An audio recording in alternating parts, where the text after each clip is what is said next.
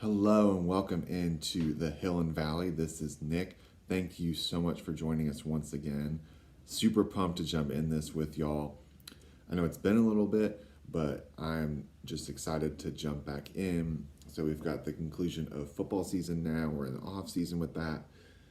We're just non-game week season, as some might say. And we've got Clemson basketball, both men and women, are rolling right now. We've got baseball and softball on the horizon coming up very shortly next month. So wanted to give some time for us to talk some Clemson basketball while we had the opportunity. Both teams have been having some fun years and really some fun teams to watch. And so if you haven't gotten a chance to check them out, I would really, really highly consider it. We can start with the men, just because they played first on the weekend. The men's basketball team, as you know, are now 16-4, 8-1 on the year. The AP poll just came out this morning. Today's Monday, January 23rd, 2023. And the AP poll just came out. So Clemson dropped from 19 to 24. Now, it's been 2 years since Clemson was ranked at all. So the fact that Clemson basketball is still ranked is a big deal. And I was kind of expecting them to fall a few spots. I wasn't sure if they would be ranked, but I was thinking around this kind of a range would be there. I wouldn't be surprised if they were, 25 or just outside the top 25, just from losing at Wake Forest. And so the big news, of course, with men's basketball is, after the Duke win, not this past Saturday, but the week before, it's a huge win at home over a ranked Duke team, is that Chase Hunter injures his ankle. And he's been out for the past 2 games. So he's been listed as day-to-day, and that is what we know right now. It seems that it's just trying to make sure he's good to go. And clearly the team has a different feel of it right now with Chase Hunter and without Chase Hunter running point. Without him, we've had, his brother and Josh Beadle running point guard, and they're doing an admirable job. They're really, stepping into that. But it is a bigger role for them, and they're 2 freshmen. That's just hard. It's a hard role for freshmen to play and step into, and they seem more comfortable in the second game, as we'll get into. But with Wake Forest, listen, you don't go in expecting to lose, but that's just a tough game to play without Chase Hunter against a good Wake Forest team who's been strong at home, undefeated at home until they lost to Virginia this past weekend. Now they have 3 losses in conference, but, they had won 14 in a row at home. It's just a tough place to play, and then when they're shooting like that, as they were in the first half especially, that's just tough to come back from. And then without Chase Hunter, teams have seemed to hone in a little bit more on Hunter Tyson, and who's been having an excellent year, but the past 2 games have struggled a bit more. Because when you take, it's not just his ball handling skills, and running the point for Chase Hunter, it's really also, it's 14 points a game, and you have to account for. And it's not just that, but it's another offensive threat that you have to account for. And I think there was a little bit of pressing in that game too. If I were guessing, or just guys really, everyone wanting to step up and really play well, PJ Hall and Hunter Tyson especially. So I think this team, it's an adjustment period, So I don't fault them for losing. It's their first loss in the ACC at Wake Forest. It's not not a bad place to lose. But so, obviously you don't want to give up 87 points, but it's just they play so fast and there's so many possessions that, and then when you get down, you're trying to make up for that. And then you start being more aggressive, and, which can lead to more fouls, or, you're trying to press, get them to make a mistake, and then that can lead to some more easier buckets on their end. And it just, Clemson would make a run or make a 3, or say they get an and 1, Wake Forest goes down and make a 3 of their own. Or it just never felt like it could get under that 10-point gap once it reached there in the second half. And that's just, it's tough. Like, in that, when you're down like that kind of margin, you just want to cut it, from double digits to single digits, then to like maybe under 5, and then 1 possession, and as you're getting to these different markers in, say, media timeouts or timeouts that you want to get closer, and Clemson just could never cut into that. So it just makes it tough to come back. And so a lot of credit to Wake Forest in that game, and they definitely deserved the win that night. But the positive note in all that is that with Chase Hunter out, it gives guys like a Josh Beadle and Dylan Hunter the opportunity to play. Josh Beadle fouls out, but I'm like, you have to, guard Appleby, who's been, sit corner, I think like 17, 18 points a game. And the dude only scored, 7 or something in the first matchup. Arguably Wake Forest's worst half of the year was at Clemson, first ACC game of the year back in December. That he was going to be ready to go, and that's just a tough assignment. So I thought that they did they really did do a good job, and they were out of position sometimes, but you're going to get that with freshmen, and they're still learning, and it's not just that they've played, you're getting in different roles. That you're not just coming off the bench, you're the guy starting, or you're having to guard the top guy the whole time you're out there, getting their best shot, and that's just tough. So, PJ Hall's been playing well the past couple games. I think that's the thing offensively, is you just want to see what other piece can be consistently out there. And Hunter Tyson, I think, is that guy. He's just had a couple of rougher games statistically. I think that will get better, especially as some of these freshman guards can start to create for themselves or get other guys open. So, you lose at Wake Forest, and then you come back with Virginia Tech, who you only won by like 3 points, the first time before. And I don't even think there was a basket scored in the last like 5 minutes between either team. Virginia Tech, Clemson just have this kind of just gritty, like, we're going to play tough defense, like you're going to have to earn everything, not the prettiest shooting game. It's just you win, you fight for everything you've got kind of game. And that's just what it was again. And, Clemson wins on a last second 3 by Hunter Tyson, which we'll get into. But 51-50. Yeah, it was a poor shooting performance by both teams. Yeah, but I think it was even better defense. I just thought it was such a good game defensively, intense defensively game from both sides. You just got to give credit to Virginia Tech. That is not a 1-7 ACC team. That team, they were missing Hunter Couture, which hurts. And so you don't make excuses for that. But that is not a team, when you look at their record, that reflects the level of talent on that team. They won the ACC last year in the tournament, and they've got dudes. Justin Mudd, dude. Sean Padula, dude. Hunter Couture, dude. He's been hurt. You've got Kidd, who's a transfer from Clemson, who just couldn't get playing time over PJ Hall. That's a tough team. They're not a fun team to play, and there's so many teams in the ACC you can say that for. But I was just really proud of those guys. Again, wasn't a great, shooting game by any means for those teams. I'm looking at the stats right now. Virginia Tech shot 34.6% from the field. Clemson shot 38.3. Clemson was 3 of 18 from 3. Virginia Tech 6 for 22. They hadn't made a 3-point basket in the second half for a Clemson team that was second shooting percentage-wise from 3 in the ACC.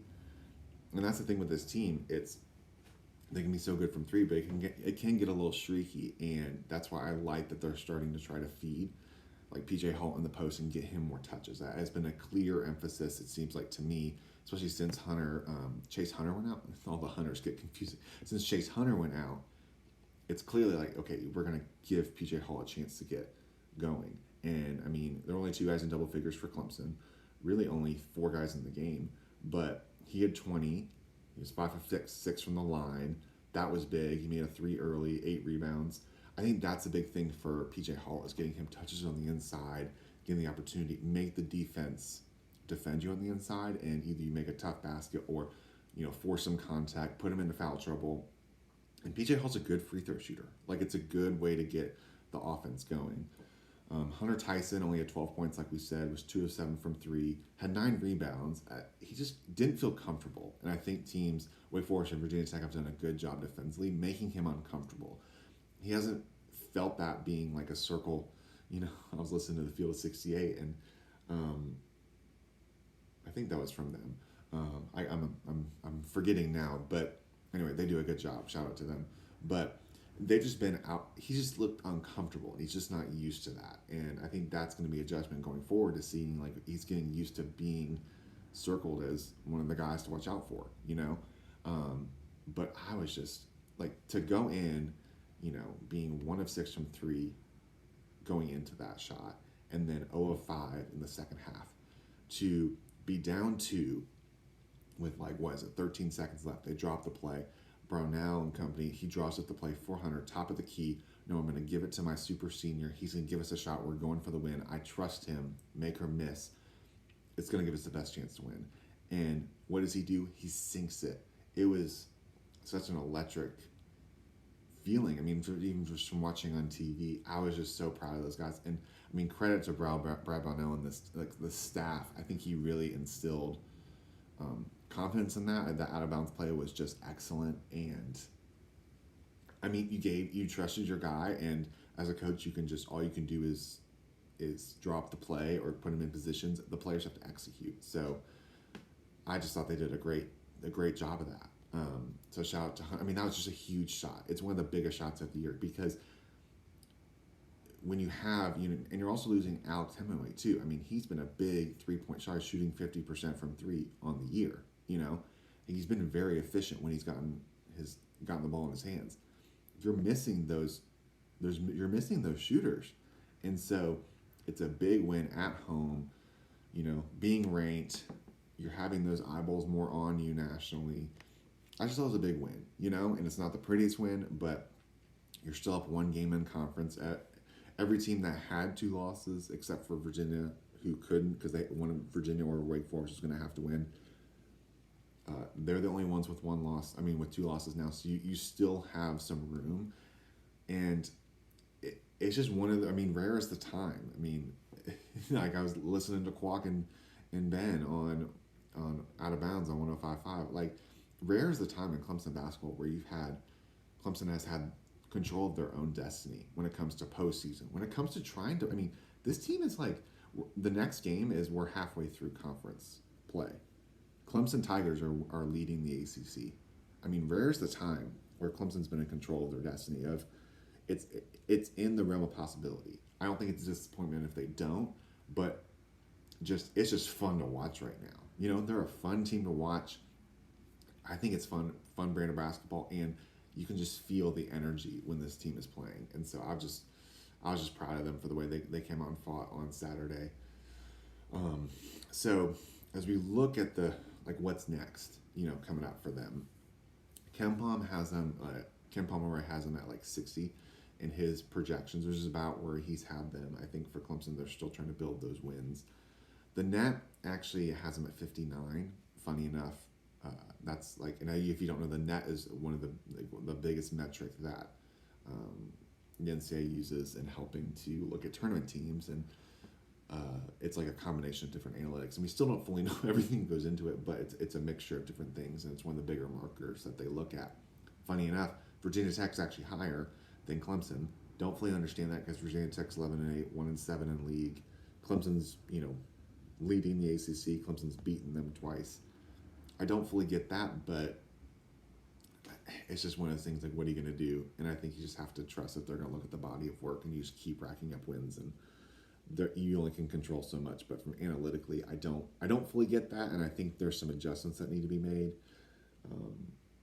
because I don't think that should be the case, and not disrespect Virginia Tech. I just think in general that shouldn't be the case for those. That just seems obvious to me, but it's hard to know when you don't fully know the metrics that they're using. You just know it's a combination of different analytical points.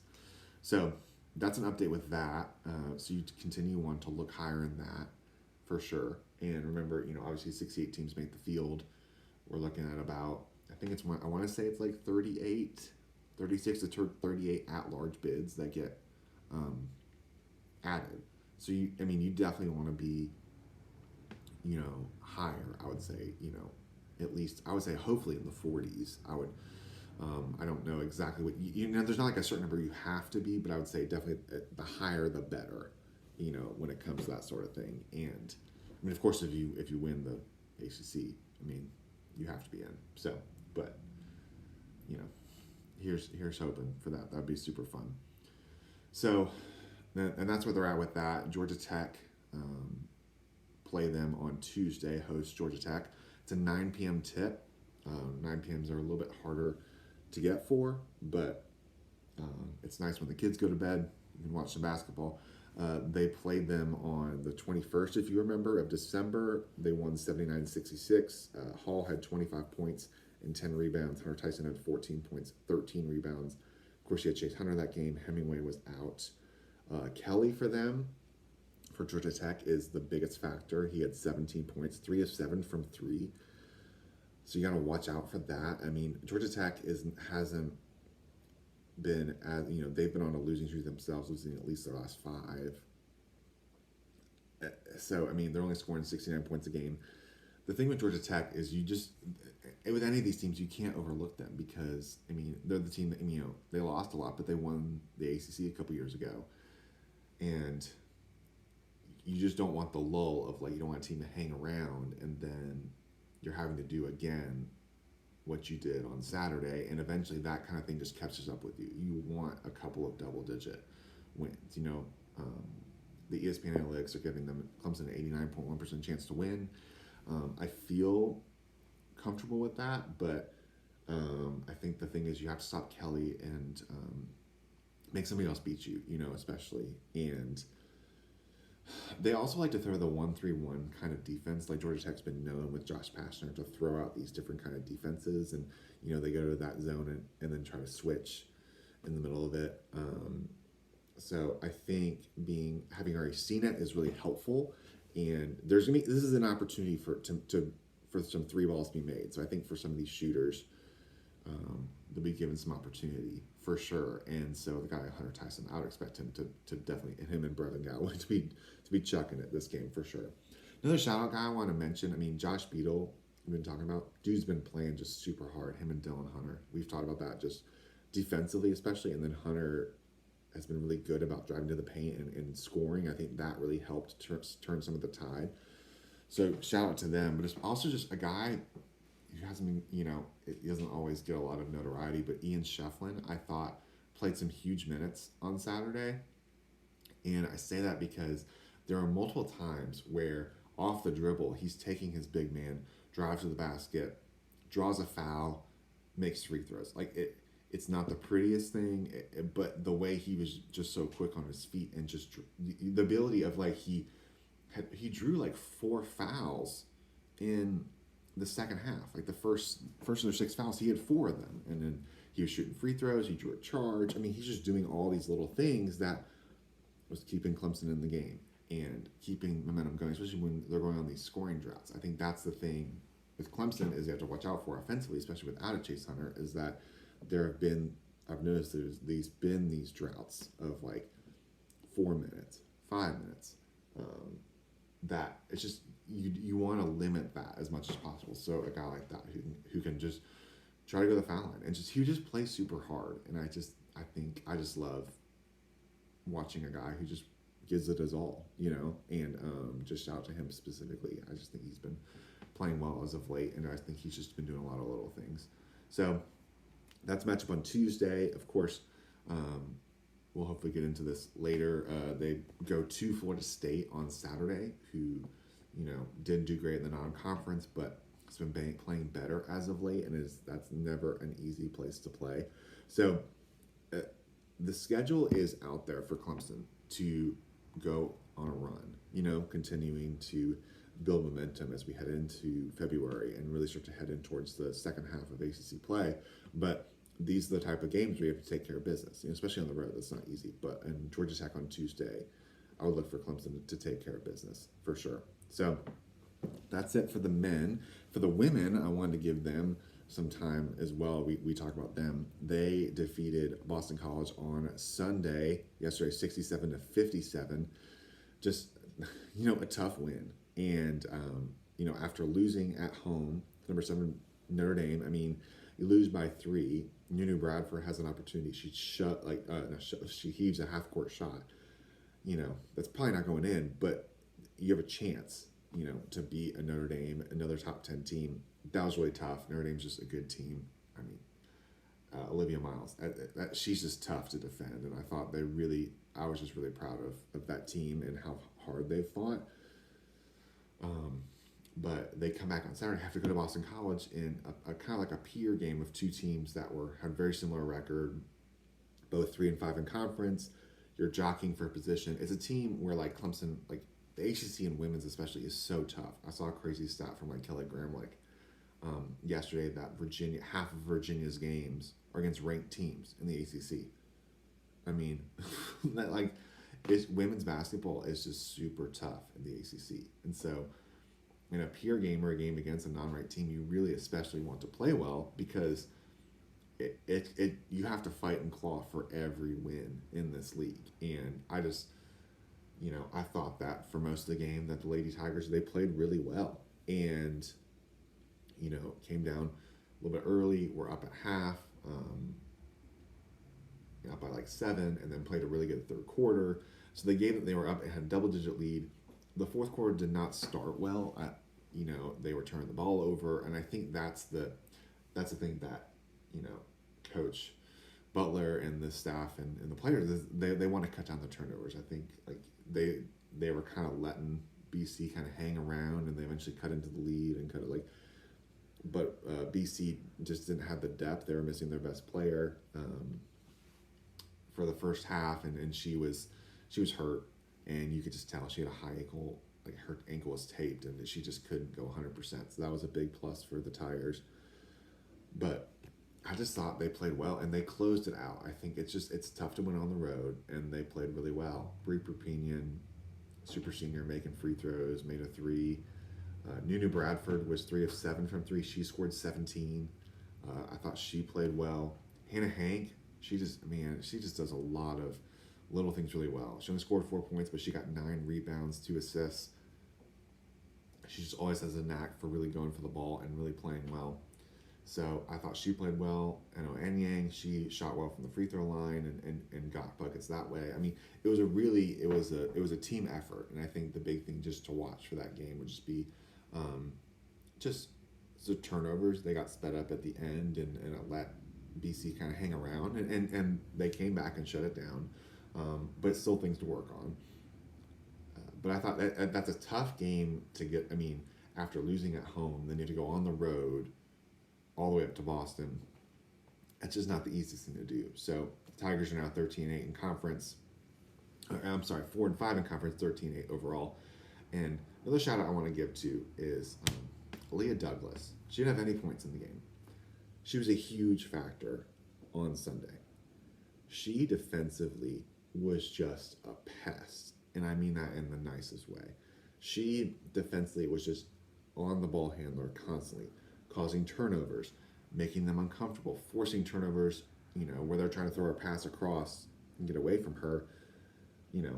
There's one of the players from BC, they try to do a hook around her just to get around. Just shout out for her for just being just such a effort on the defensive end, and it really catapulted this team to get some breakout points and just really just frustrated Boston College. So was super proud of her, and I think she's just been playing well and an underrated part of this team for sure. And so they also, interesting enough, the Lady Tigers, they go to Georgia Tech on Thursday. So it's, Yellow Jacket Week. They go at 7 p.m. That's on ACC Network Extra. Georgia Tech, this is their first meeting. They've lost 4 of their last 5. They're 5-4 at home. They haven't been playing as well for them, and so I'm pulling up the standings. Yeah, Georgia Tech, they're 10-10 and 1-8 in league. It's a game you want to have, and I think they're very capable of that. Of course, no game's a gimme, especially on the road, but then you get UNC at home on Sunday, who's now number 17 and just beat NC State, and so you really just want to play well, and I think they really have an opportunity to. And really, I think the biggest thing is cutting down on the turnovers. I think sometimes they get a little sped up, like we were talking about. They get a little sped up and then try to do a little too much, and it can cause some turnovers or defensively just getting out of position or with the help. I think with some foul trouble because free throws can keep teams in the game. So I think they've got a good shot to win on Thursday night. Get back to 500 in league, which is a big deal. And then they host UNC at home. And as we've seen, Little John's not the easiest place to play. The way these Lady Tigers are playing. And they have the capability of taking care of business. And then who knows? So that's what we've got for the Lady Tigers. they're just fun to watch, and so yeah, we'll see. I mean, as their season's going down, they end in February, and then the next thing you know, it's ACC basketball tournament time, and you know they're in that bubble conversation, and especially if they can continue to build some of these wins in a row, give themselves a good position, and then play well in the tournament. Who knows? That'll just be fun to watch. So there you have it. That's the Lady Tigers right now. So thanks guys for listening. Just wanted to give some updates on Clemson basketball. Super excited for this week, watching both the men and women play Georgia Tech in the week, and then hopefully we'll talk about a couple wins that they have. So there you go. That is it for now. Thank you so much for listening. And for now, we are signing off.